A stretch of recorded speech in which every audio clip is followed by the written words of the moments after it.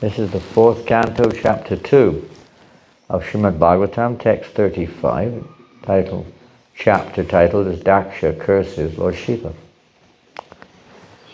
Om Namo Bhagavate Vasudevaya. Om Namo Bhagavate Vasudevaya. Om Namo Bhagavate Vasudevaya. Om Namo Bhagavate Vasudevaya. Om Namo Bhagavate Vasudevaya. Om Namo Bhagavate Vasudevaya. Kindly repeat. Aplutya Aplutya Avabritam Avatam Jatra Yatra Ganga Ganga Jamunaya Yamunaya Anvita Anvita Virajena Virjena Dham Dham Yayuhu. Yayu Oh, I missed the line, excuse me. Atmana Atmana Sarve Sarve Stam Samsam Dhama Dhama Yayuhu Yayu Tataha Tataha Aplutyava Pitam Jatra Yavapritam Yatra Ganga Jamunayanvita Ganga Yamuna Yamvita Virajenatmana Sarve Virajena Sarve Sang Sang Dhama Yayustataha Samsam Yayusataha Aplutyava Pitam Yatra Yavapritam Yatra Ganga Yamunayanvita Yamuna Yamvita Virajenatmana Sarve Virajena Sarve Sang Sang Dhama Yayustataha Samsam Yayusataha Aplutyava Britam Yatra Yavapritam Yatra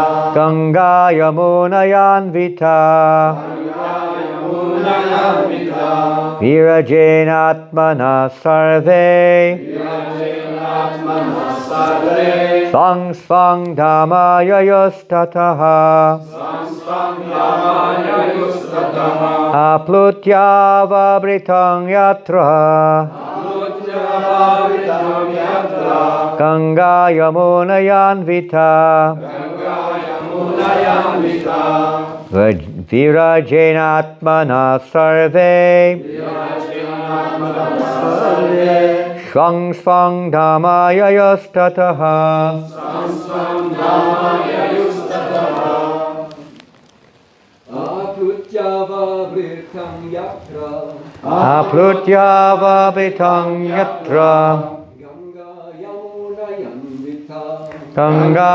Yamunayanvita Virajenatmana Sarve Virajenatmana Sarve Swang Swang Dhamma Yayustata Sang Sang Dhama Yayustataha Aplutyava Britam Yatra Aplutyava Britam Yatra Ganga Yamuna Yanvita Ganga Yamunayanvita Virajenatmana Sarve Virajenatmana Sarve Svam Svam Dhamma Yayustataha Sang Sang Dhama Yayustataha Aplutyava Britam Yatra Aplutyava Britam Yatra Ganga Yamuna Yanvita Ganga Yamunayanvita Virajenatmana Sarve Virajenatmana Sarve Svam Svam Dhamma Yuyustata Sang Sang Dhama.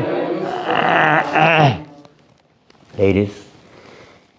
Aplutyavabritam yatra Aplutyava Britam Yatra Ganga Yamunayanvita Ganga Yamunayanvita Virajenatmana sarve Virajenatmana Sarve Swam Swam Dhamaya yustataha. Swang swang dhamaya yastataha. Aplutyava britang yatra. Ganga yamunayanvita. Virajenatmana sarve. Swang swang dhamaya yastataha. Aplutya. Taking a bath. Avabritam. The bath which is taken after performing sacrifices. Yatra. Where? Ganga. The river Ganges. Jumunaya. By the river Yamuna. Anvita. Mixed. Virajena. Without infection. Atmana. By the mind. Sarve. All. Svam. Their respective dhamma, abodes. Yayuhu. Went. Tataha. From there. Translation and purport by Srila Prabhupada. So this is Maitreya Muni speaking. He's speaking to Vidura. My dear Vidura, carrier of bows and arrows, all the demigods who were performing the sacrifice took their baths at the confluence of the Ganges and the Jamuna after completing the yajna performance.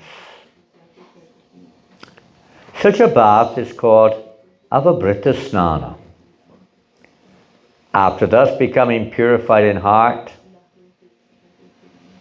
they departed for their respective abodes. Srila Prabhupada's purport.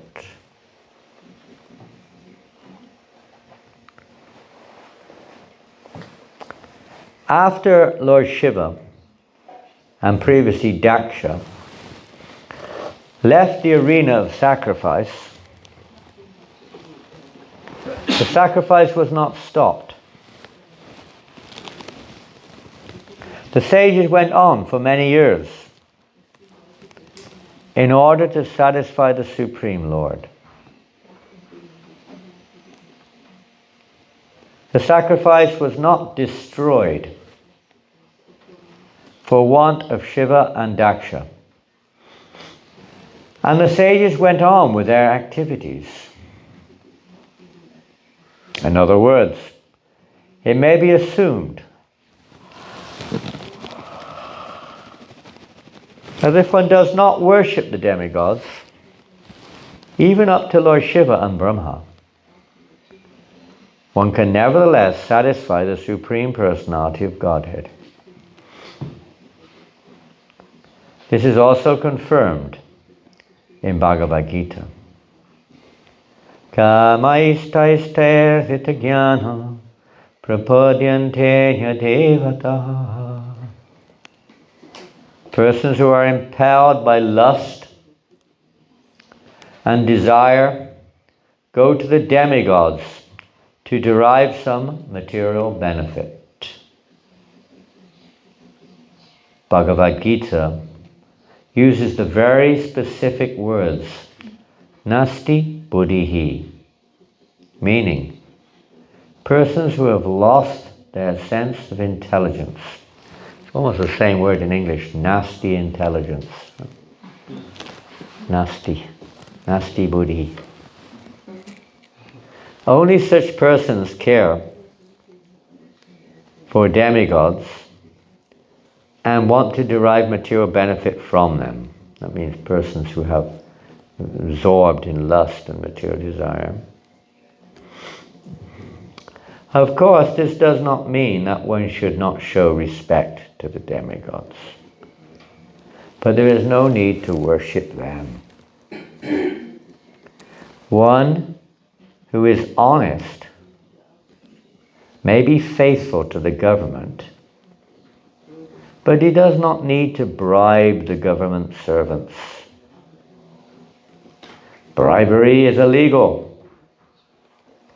One does not bribe a government servant. But that does not mean that one does not show him respect. Similarly, one who engages in the transcendental loving service of the Supreme Lord does not need to worship any demigod, nor does he have any tendency to show disrespect to the demigods. Elsewhere in Bhagavad Gita it is stated, Ye pyanya devata bhakta yajante shadayan vitaha. 9:23. The Lord says that anyone who worships the demigods is also worshipping him, but he is worshipping avidhi purvakam, which means without following the proper regulative principles. The regulative principle is to worship the Supreme Personality of Godhead. Worship of demigods may indirectly be worship of the Personality of Godhead, but it is not regulated. By worship, when it says regulated, it doesn't just refer to time-wise, but it refers to not in order according to the directions, you could say, ultimate directions of spiritual, shastric, spiritual injunction. By worshipping the Supreme Lord, one automatically serves all the demigods, because they are parts and parcels of the whole. If one supplies water to the root of a tree, all the parts of the tree, such as the leaves and branches, are automatically satisfied. And if one supplies food to the stomach, all the limbs of the body, the hands, legs, fingers, etc., are nourished. Thus, by worshipping the Supreme Personality of Godhead, one can satisfy all the demigods. But by worshipping all the demigods, one does not completely worship the Supreme Lord.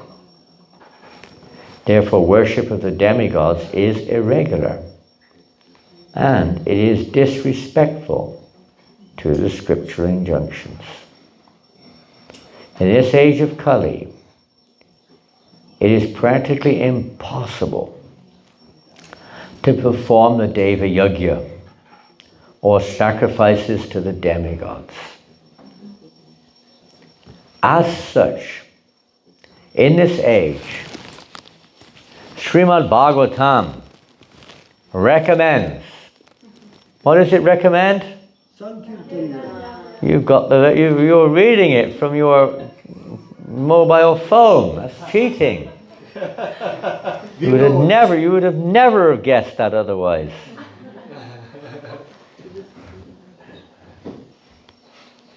Yeah. Sankirtan Yajna. Jai. Jai! That's a powerful jai there.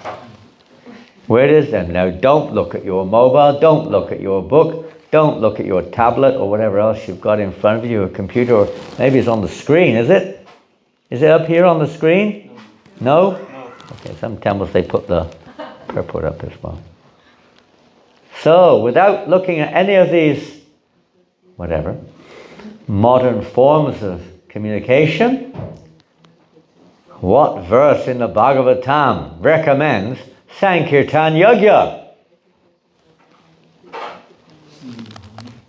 Come on. Scholars of Germany. Where's that coming? That's Akila Prabhu. Yes. Hare Krishna. And it begins with Krishna Vanam. Krishna Vanam. Krishna Vanam. Next line, next word. What's that? Krishna Krishna. Krishna Krishna Krishna Krishna Krishna. Okay. Krishna Vanam. Trisha. Sango. Sango. Panga. Parshadam. Yagyai Sankirtanam. This you must. Come on. Yagyai Sankirtanam. Prayar. Yajanti. He. No looking. Come on. He. Next, last word. Last word. Sukhrida. Sumeda Shaha. This verse is in the 11th canto, chapter 5, text 32, if you want to look it up. 11.5.32. Learn it. Yeah. In this age, the translation. In this age, the intelligent person completes the performance of all kinds of yajnas simply by chanting Hare Krishna, Krishna Krishna, Hare Hare, Hare Rama, Rama Rama, Hare Hare. Tasmin tushte jagat tushta. When Lord Vishnu is satisfied, all the demigods who are part and parcels of the Supreme Lord are satisfied. Thus end the Bhaktivedanta purports of the 4th canto, 2nd chapter of Srimad Bhagavatam, entitled Daksha Curses Lord Shiva. End of chapter. Hare Krishna. Jai Prahlad Nrsimhadev Ki Jai. Well, interesting, isn't it, how Hare Krishna, how Prabhupada concludes the chapter with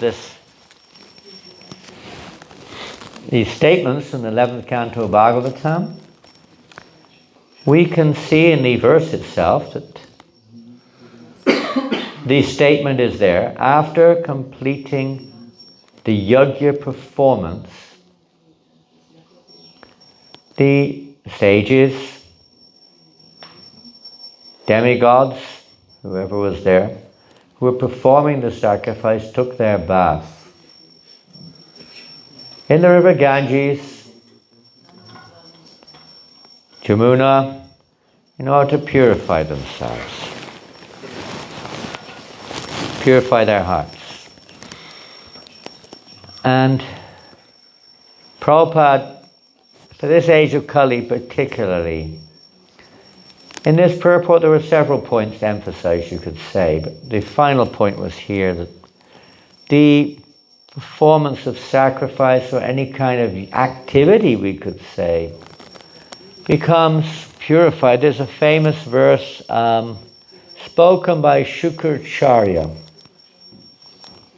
and this is, I think, where is the pastime? Is it the 8th canto, Bali Maharaj? 8th canto? Bali Maharaj. Is that right, Bali?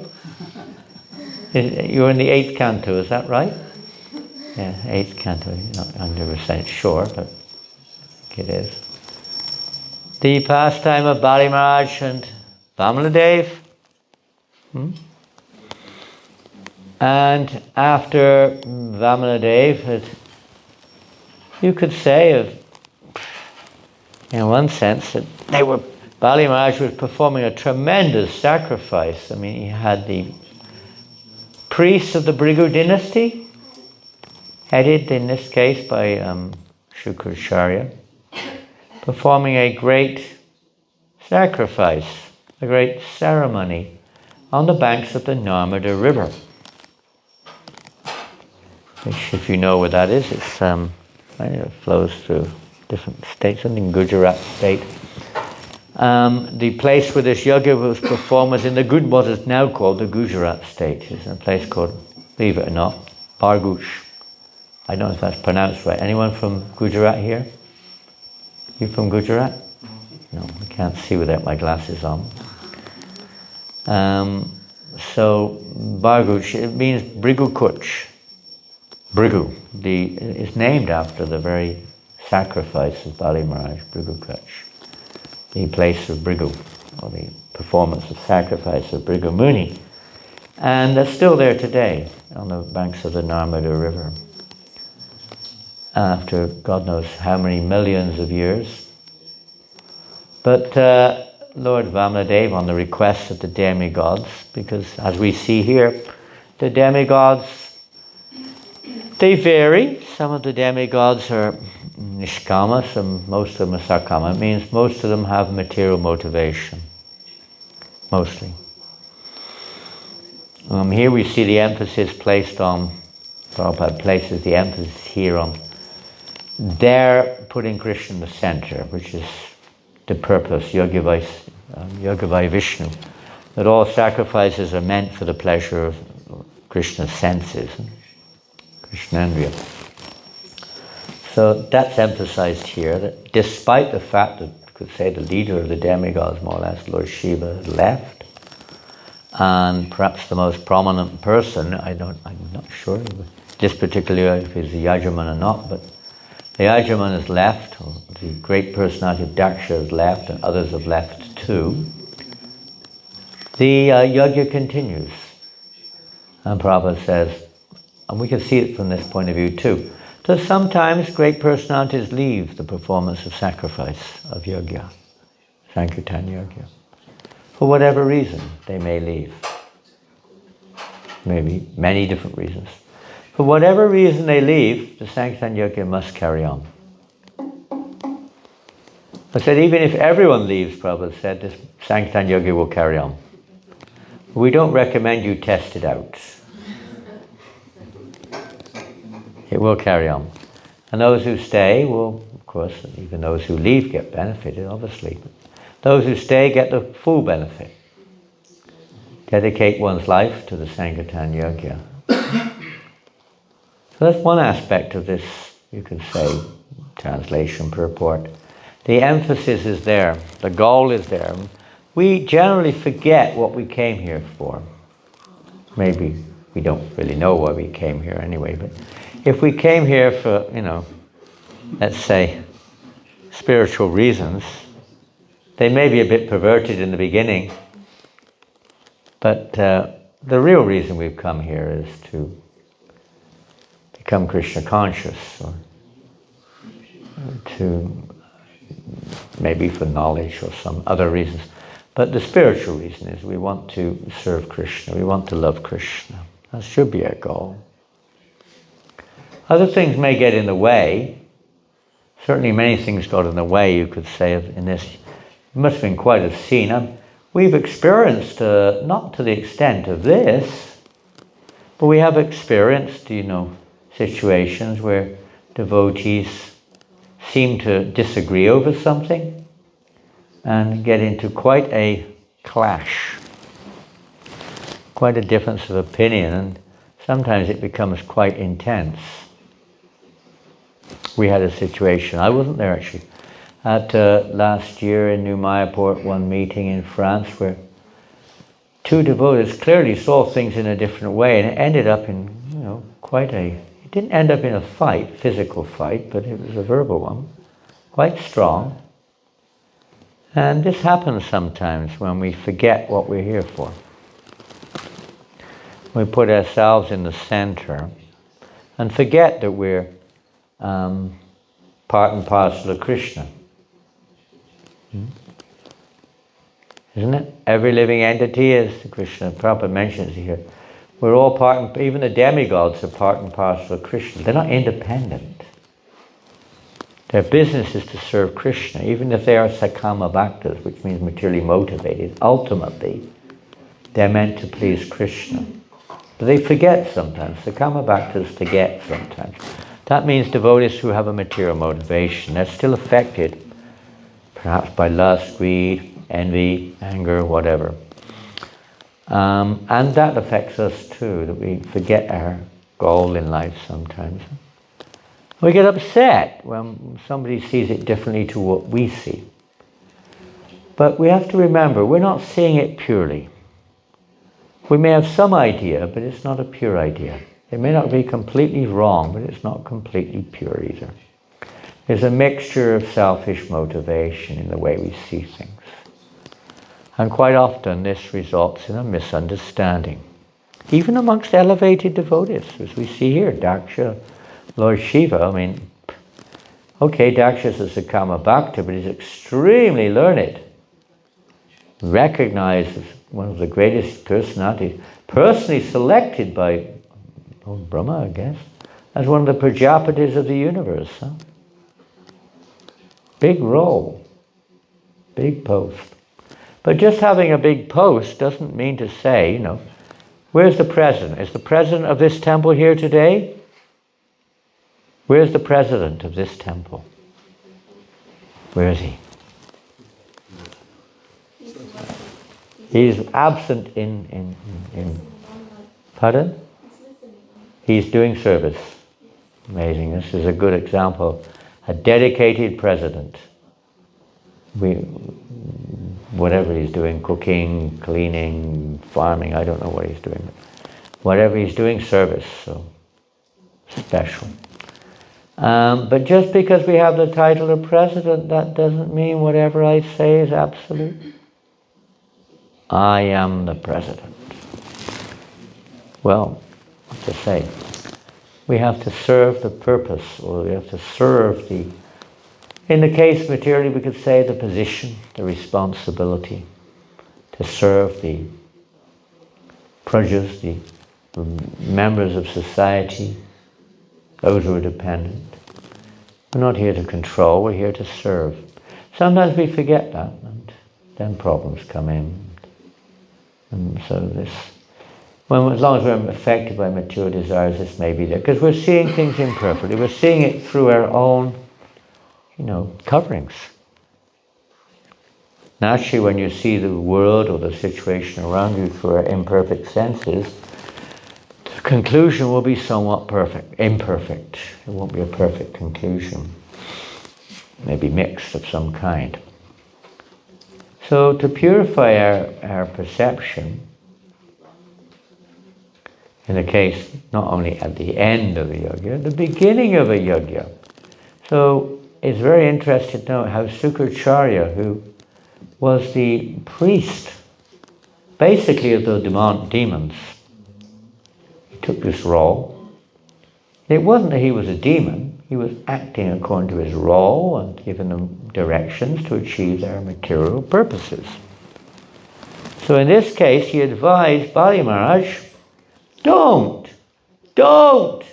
give this Brahmin boy anything. He's a cheat. He's going to cheat you. He's your enemy. He'll take everything away. Prabhupada said, he cheated us. He took everything away. Eh? We may still be hanging on to some of it. But the purpose is he takes what did he take away? What does anyone take away, come to that? What is it that's being taken away? In the case of Bali, what would be taken away? 3 steps of land. Pardon? Only 3 steps of land. All of his? Only 3 steps of land. Only 3 steps of land. Yeah, but I mean, ultimately, what was going to be taken away? Material desires. False ego. Well, that's on another level. Make it real simple. What was Sukracharya? He wasn't thinking of false ego. He wasn't thinking of material. He said, take everything away that you think is yours. What do you think is yours? Body. Body is like at the heart of it, yeah. He even took his body. Practically. He offered his body. Take it. But before that, quite a few other things disappeared, didn't they? Right? Come on, simple question. What did he take away? Land. Not just a piece of land. How much land do you have? How much land do you have? I don't mean Simhachalam, I mean you personally. How much land do you have in your place? How much land? 2,500 meters. 2,500 what? Square meters. Square meters. Quite a big piece of land you have there. And he took it away. He took the house. Do you have a dog? No. Do you have a car? Car? Yes. He took the car away. Your wife? All of her possessions taken away. He took everything. He took everything with 3 steps of land. 3 steps rather. He took everything. And Bali Maharaj didn't just have 2,500 square meters and a house perhaps, and a few sheds, maybe a few other things. Bali Maharaj was practically ruling the universe, right up to the heavenly planets. He took everything. Okay, I mean, you see even a beggar on the street. You try to take 1 penny, 1 cent. He's got this little pot, maybe. You take 1 cent, you freak out. He'll attack you. Right? They're so attached. They say a pauper is attached to his penny. We get so upset when someone takes something away. Okay, physically, devotees, aspiring devotees may not be so upset. Right? Maybe not so upset. You may see it, someone steals your mobile or something. Oh, what a wonderful day. How fortunate am I. I've been delivered from the mobile phone. Liberated. You might see it like that. You may not see it like that. The first thing that usually comes out the mouth is, there's 2 things. Maybe, what have I done with it? The second thing is, who's pinched my mobile? Someone's stolen my mobile. You don't get much problem here, I'm sure. But in Paris, it's a regular thing. Oh no, someone's pinched my mobile. It's in your pocket, It's like a daily affair. Pickpockets everywhere. All the trains, announcements are there, beware of pickpockets. And you don't immediately think, oh God, I know I put it there, someone's pinched it. Oh no! Immediate reaction. Yeah? My mobile. Body, you could go on and on. But the real thing is not that.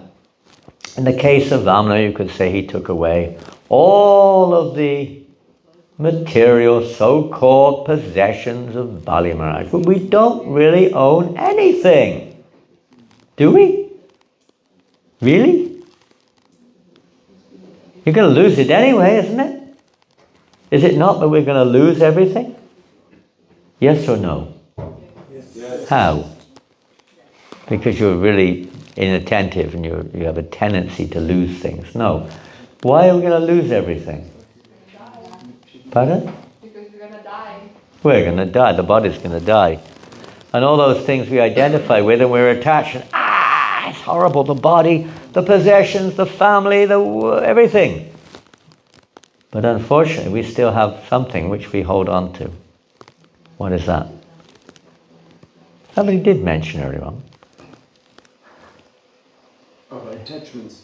Our attachments, yeah. And you could go maybe a little bit more broader why we have attachments. The desires. Desires come from? Desires are always there. Desires are not necessarily wrong, but we're referring to material desires. Want to enjoy. Pardon? Enjoyment. Enjoyment, we want to enjoy, but that's not necessarily wrong either. Nandamaya Bisat, the soul is by nature enjoyer, in one sense, at least pleasure seeker. Identification. Pardon? Identification. Yeah, identification, English identification, false ego, huh? This false identity. We hang on to it, our false ego, our false identity of our self. That is what has to change. It's not the world around us, Bhaktisiddhanta Maharaj has said clearly. It's not everyone around us that needs to change. It's not the world that needs to change. Because what we're seeing is false. It's the falsity that has to change. Our false perception. He said the only thing that needs to change is how we see things, not the things. We get so hung up even over genders, over anything, you name it. Colors, ashrams, this thing, that thing. But that has to change. And Bhaktisiddhanta Maharaj says that can be changed or evoked. Evoked means brought about by, awoken. By exposing ourselves to the sound vibration of the holy name. No other process will work, especially in Kali Yuga. You can accompany that with bathing in the Ganges and the Jamuna, etc. I don't know the verse, but there's many verses which clearly say that, the chanting of the holy names of Krishna, even if one takes bath hundreds and thousands of times in the Jamuna, Ganga, etc., we may become freed of sinful reactions. We don't get freed from this tendency for a long, long, long, long time. This false ego, this tendency to see ourselves in the center. When anything gets in the way of that, we become upset or disturbed, depressed, whatever it may be. So to see Krishna in the center was really the purpose of yajna, but in this age no other yajna works other than Sankirtan yajna. To put Krishna in the center. Yajna Sankirtan Prayajati Sumedasha. So Sukracharya, after Bali Maharaj eventually disobeyed his spiritual master and thus was cursed also. How did he curse him? How did Sukracharya curse Bali? What was his curse? Excuse me? Something's being said, but I can't hear. If he doesn't listen to him, he will lose everything. He'll lose everything, and he cursed him to go down. You will lose everything. He cursed him to go down to the lower planets. So Bali Maharaj, nonetheless, he determinedly gave everything. He didn't ultimately know what was going to happen here, but that's what happened. And after he was sent down to the lower planetary system, Sutalaloka, Lord Vishnu asked him, he asked Sukracharya, why did you do that? Why did you curse him? What was Bali Maharaj's fault? And Sukracharya said, there was no fault. Then why you cursed him? This is your arrangement, my lord. Good excuse. Get off the hook. Krishna's, you're in charge of everything, it's all under you, which is true. But Sukracharya said a little bit more. Mantratas tantatas chidram. Deha kalaha vastutaham.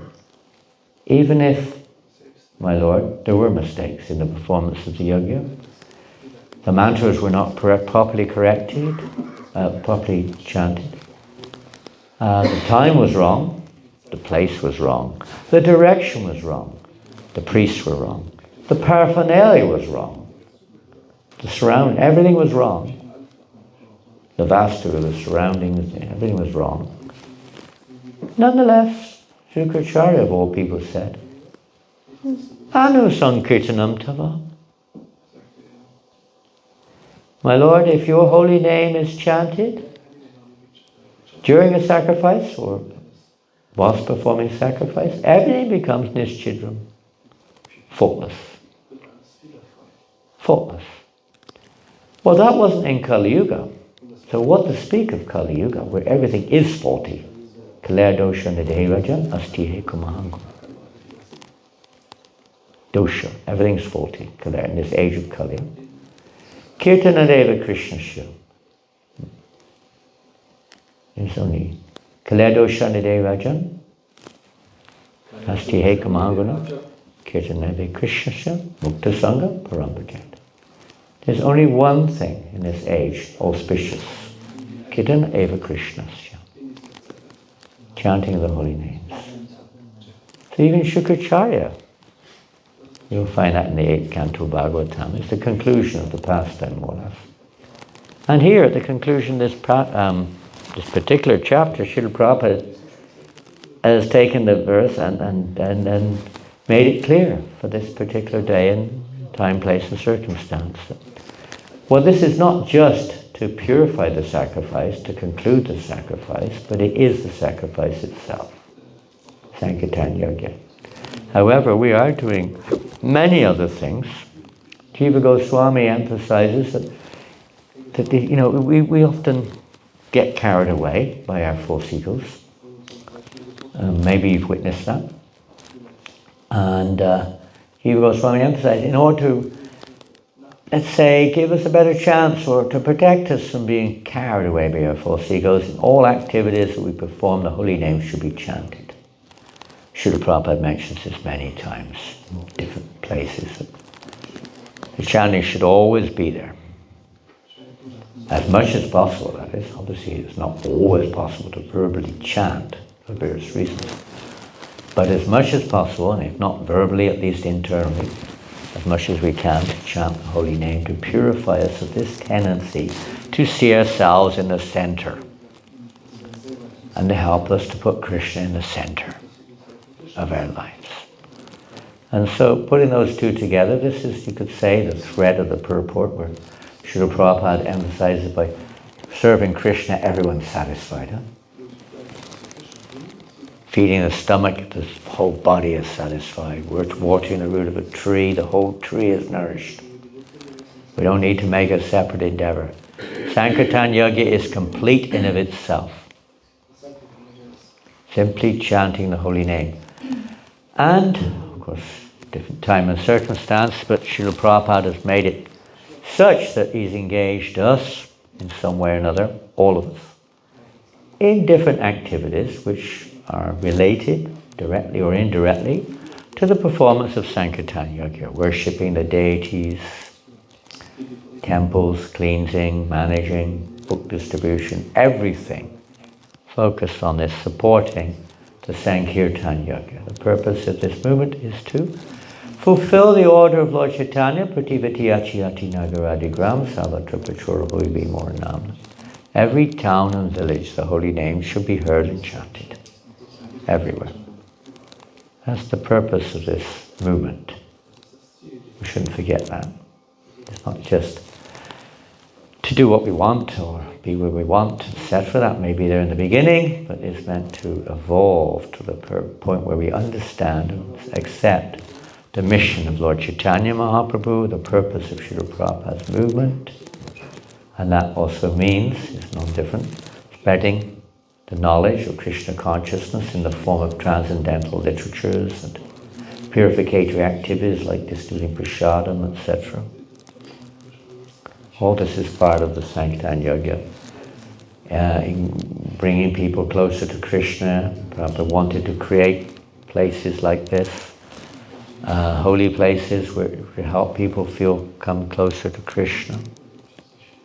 Spread the Sankirtan movement in this way. Many different aspects of, but the ultimate point is to bring everyone to the point of performing yajna, sacrifice. And in Kali Yuga, the sacrifice is the chanting of the holy names.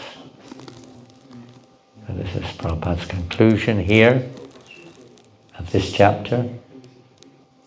And they usually say the last statement is the most authoritative or complete statement.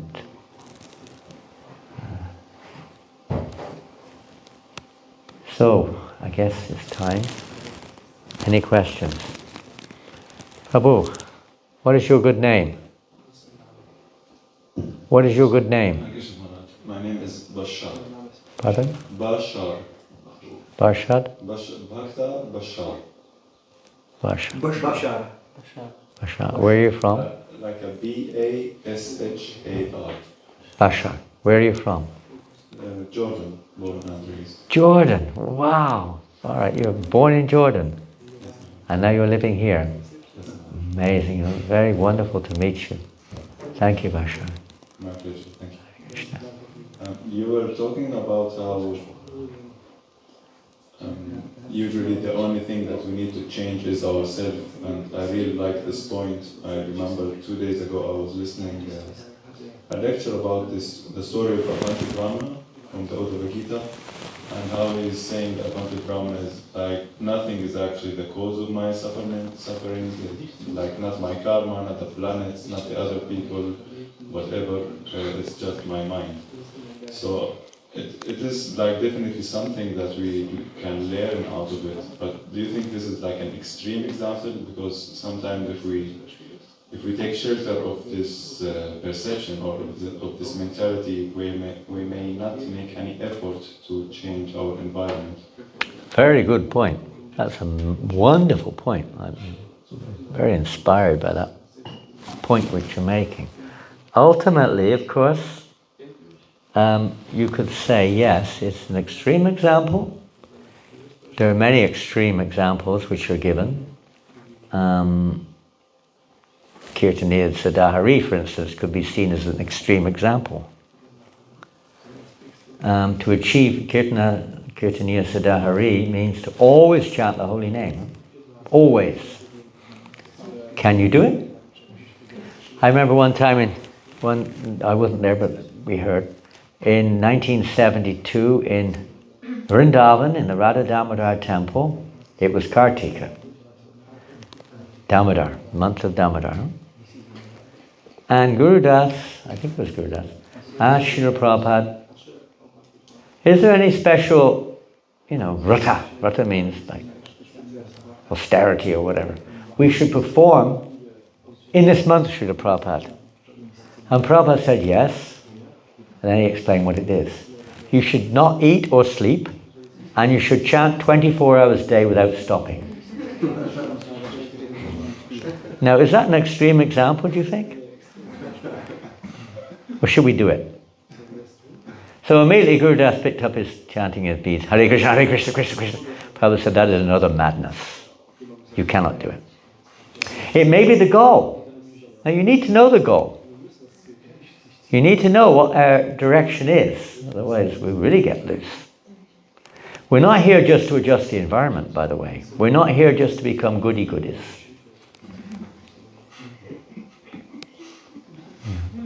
But if it assists us and others at our particular stage of immature devotion, that's what it's meant for.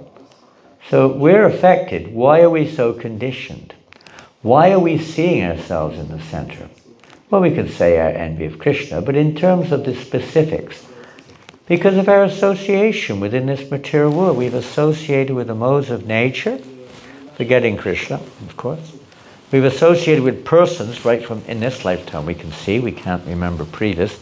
But in this lifetime, we've associated with persons who just, your education system, the world, you go on the street, I don't know, the village here, Jandasbrunn? But it's not a very big place. Maybe there's not much going on there, I don't know. But perhaps Paso is a near city, is it? Paso? Perhaps there's a bit more going on there. I've never been there. But in most cities, you're surrounded, you're bombarded with materialistic people, materialistic adverts, materialistic shops, materialistic things going on, isn't it? Objects of the senses which are meant to attract your attention, Maya's arrangement, you could say. You're bombarded by it, and all this forms an impression in your heart. And it's very deep. In lifetime after lifetime, these samskaras have been formed in our heart, which formulate, you could say, the way we see the world also. Now, how to change that? You may say that's wrong, but how are you going to change it? You may accept the philosophy that I'm not the body, that the way I see it is not always correct. But what am I going to do? How is that going to be changed? Okay. We heard that just by exposing ourselves to the sound vibration, by the way, it's a pure sound vibration. Impure sound vibration is not so effective. Something, but it takes a long, long time, many lifetimes. But the pure sound vibration. So how much do we do that? We're not, Kali Yuga, we're not so strong like that. Very rare. Prabhupada one time said, if I could, I have to give you so many things to do because you can't simply chant Hare Krishna. things which will change our perception, change our attachments, even nectar of devotion. We see Prabhupada mentioning there are those who don't really want to make the change. I mean, we say we do, but we don't want to really make the total change. Therefore, they must engage in practical activities to gradually purify us of this false idea of, seeing ourselves as the enjoyer, etc. Offer everything to the deity. Do everything under the direction of the spiritual master or his representatives. Regulate our lives. Normally, how many of us would like to get up at 3 a.m. and take a cold shower? Normally. Maybe you don't want to do it now either, I don't know. Maybe you don't do it now. Cold showers are not very common nowadays. Akila Prabhu, you remember when you joined the movement? Yeah. Was it cold showers or not? Maybe it was different. Pardon? Yes. On Sankirtan, first 5 years Sankirtan. Yeah, what else? Yeah, I mean maybe it still is, I don't know, but the temple where I joined in Bury Place, when I joined the temple in London, there was no hot water anywhere. Full stop. There was no such thing as a bed. There was no such thing as a cushion. Except for the speaker. Nobody sat on cushions. If you had a mattress, the first thing you would be told is, when are you getting married? Nobody had a mattress. Not a mattress, I mean a pillow, not a mattress, a pillow. There were no mattresses, full stop. But there were some pillows, but that was like sense gratification. Sense gratification. Different situation, you could say. Now those things are not that you have to go without or go with, but everything is to be used for Krishna's service. We see it in that regard. Somehow or another try to connect everything. We're not so, let's say, absorbed. So an extreme example, you're right. It could be seen somewhat like the Avanti Brahmin, which you mentioned, as a kind of an extreme example. But that should be what we're looking for. So the environment should be to help that, to assist in that change of perception. That's all. If you had pictures here of the material world, I don't want to get into graphics, but even if you had on the wall pictures of, Mallorca and Canary Islands and all this sort of stuff, and pictures of materialistic people, and it wouldn't help you to become Krishna conscious, would it? Don't think so. A television in every room, even in the toilet, probably wouldn't help you.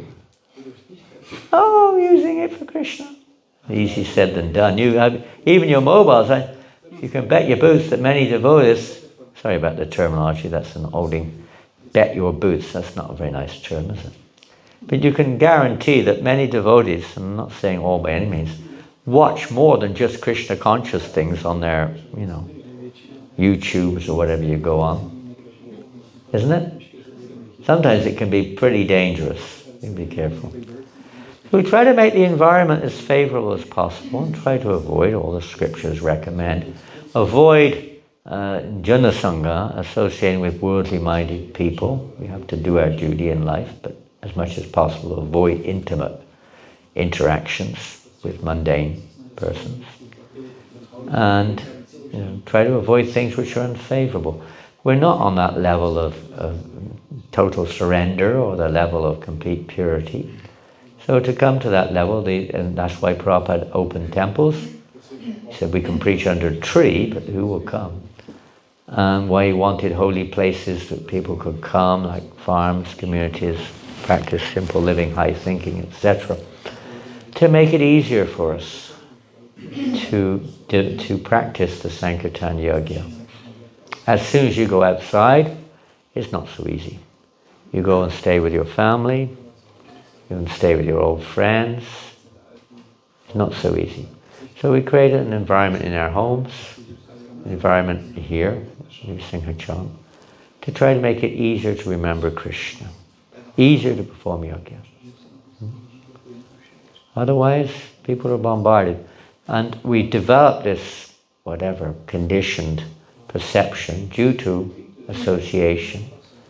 We see in third canto Bhagavatam, Lokapila Deva, Prasangamajaram Parsham, that every learned man knows the greatest entanglement for the living entity, the soul, is our attachment for material sense gratification. That same attachment, when turned towards the self-realized souls, is the cause of our liberation.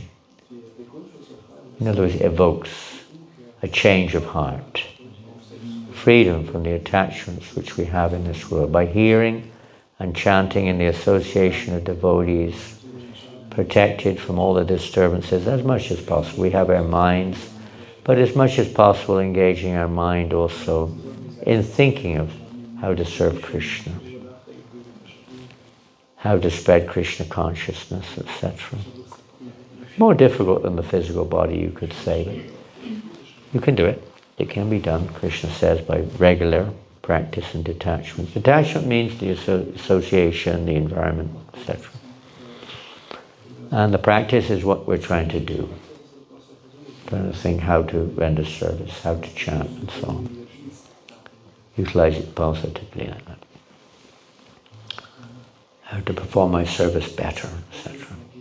So an extreme example, you can say that the material world is extreme, and it's just, in one sense, it's so unnatural for the soul. Many things we do in this world are extreme. The very idea that we can be the enjoyer is pretty extreme. And many things that I can live forever is obviously not just extreme, but absolute insanity. I'll never die. Of course the soul never dies, but the body, people don't know what they are. All the philosophies, science, everything's pretty extreme. We're meant to believe it, pretty far out. We're conditioned by these things, and due to lack of genuine understanding, we may be accepting these extreme ideas. So, what to do? Obviously you accept what the Vedas say, or accept what conditioned souls say. Two extremes. The process of gradually going from one to the other, it takes time. It takes time. And everything should be accepted favorable for that, and avoiding that which is unfavorable. It's part of the process of surrender. So try to make your life environmentally favorable for evoking Krishna consciousness. But our goal doesn't depend on the environment. One who's Narayana Parayana.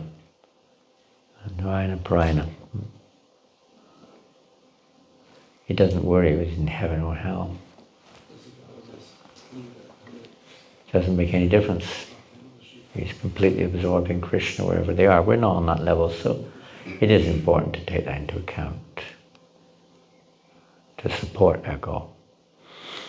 Even in material things, it's not enough. Say you're a footballer or something, it's not enough just to know what the goal is. You've got to know the rules of the game, you've got to know how to play the game, you've got to work in a team, you've got to follow the referee, you've got to do so many things, to support the objective, which is to score the goal. No point playing the game forevermore and you never score a goal. You're not going to win like that. You've got to know what the goal is, and you've got to know how to achieve that goal, what is favorable for achieving the goal. So this is very important also. Family life, community life, how to relate to others, all these secondary activities do have an important part to play. They're not the goal, but they have even vegetarian Prabhupada said, we're not interested in vegetarianism. But it helps. It helps to achieve what we are interested in. Prabhupada said, if Krishna wants us to eat meat, we'll eat meat right now. We do. That's our goal, to do what Krishna wants. Hare Krishna. Does that make any sense? That makes a lot of sense. Thank you for that wonderful insight. I'm going to finish there because you all got lots of service to do today. Right? Right or wrong? Right or wrong? Right. Right. You have to say right.